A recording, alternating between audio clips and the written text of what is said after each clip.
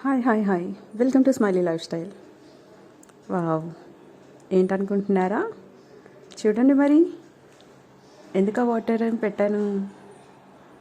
Wow, జామికాయలు super, మంచి కాయలబ్బా.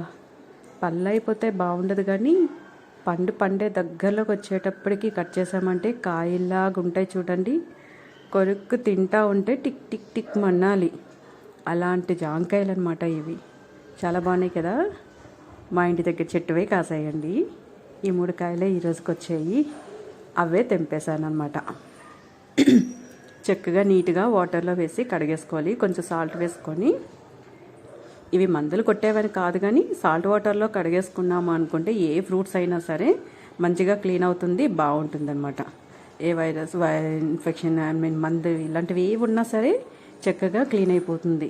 Clean చేసుకున్నాం కదా. ఇప్పుడు జాంకాయ నీట్గా కొంచెం ఆరనిచ్చేసి దీనికి పసుపు కారము సాల్ట్ పెట్టేసుకుంటే తింటే ఉంటుంది టేస్ట్.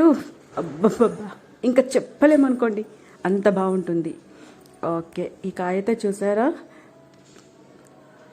తెల్లగా ఉంది, చక్కగా గ్రీన్గా కూడా ఉంది, 2 విధాలుగా ఉంది. ఇంకా కొద్ది రోజులు ఉంచామంటే మెత్తగా అయిపోతుంది. సో అప్పుడు టేస్ట్ వేరే, ఈ టైంలో టేస్ట్ వేరే. మాకు ఎక్కువగా కూడా కాయలాగా ఉండేటప్పుడు మాకు ఇష్టం అనమాట. సో అందుకని చెప్పేసి ఈరోజు ఇలాగా ఈ టైంలో ఈ 3 కాయలు కట్ చేసేసాను. ఇప్పుడు వచ్చేసి ఇలాగా మిడిల్కి కట్ చేసుకొని మళ్ళీ కూడా ప్లస్ సింబల్లో కట్ చేసేసుకున్నాం అనుకుంటే పెద్ద పీస్ వచ్చాయి కదా. దీంట్లో కారం అన్ని దగ్గరికి చేరదు, అందుకని చెప్పేసి మళ్ళీ కూడా ఇంటూ మాదిరి కట్ చేసుకొని చక్కగా 8 పీసెస్ వచ్చాయండి. బాగుంది కదా.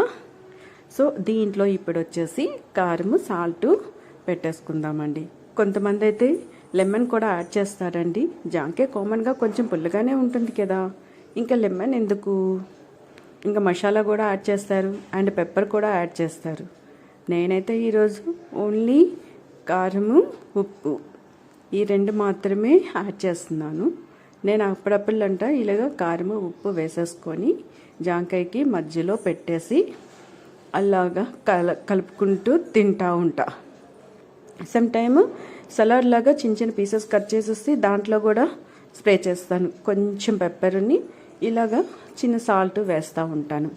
ఈరోజైతే జాంకాయ కాయ కట్ చేసి ఉంచాం కదా, దాని మిడిల్లో వేసామంటే అన్ని పీసెస్కి కూడా టచ్ అవుతుంది. ఈ గ్యాప్ ఉన్నాయి కదా, ఈ గ్యాప్లో అలా వేసేసుకుంటే తింటా ఉంటే వేరే లెవెల్లో ఉంటుందనుకోండి. మెత్తగా ఉన్న జామ పండుగ బాగోదండి, జామకాయకైతేనే బాగుంటుంది.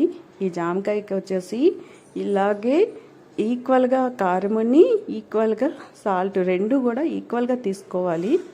ఒకటి ఎక్కువ ఒకటి తక్కువగా తీసుకుంటే ఏదో 1 ఫ్లేవర్ ఎక్కువైపోతుంది. అందుకు 2 కూడా సేమ్గా తీసేసుకొని బాగా కలిపేసుకొని ఇలా జాంకాయకి మధ్యలో అలా వేస్తూ మొత్తం అంతా కలిసేలాగా దాన్ని పట్టుకొని కొంచెం అలా కదపాలి.